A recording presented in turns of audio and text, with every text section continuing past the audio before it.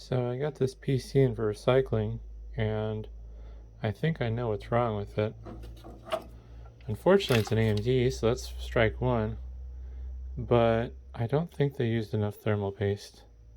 As you can see, it's not covering the pins and filling the sockets. So yeah, maybe if they would have put some more thermal paste on it. Oh boy, I don't know what happened here. Maybe the person who worked on this was a tile worker. We'll never know.